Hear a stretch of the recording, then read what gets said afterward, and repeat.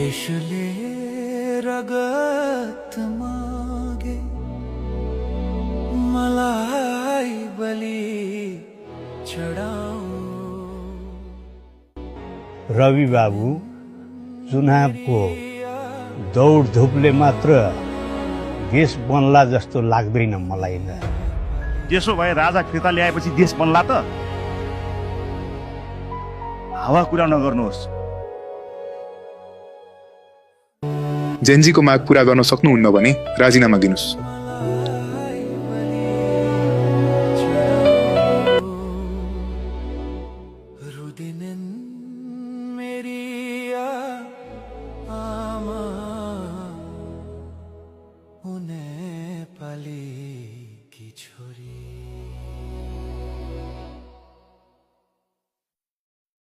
जुन पार्टीले चुनाव जिते पनि मेरा प्यारा जनताले सुख र शान्तिको श्वास फेर्न पाउनु पर्यो।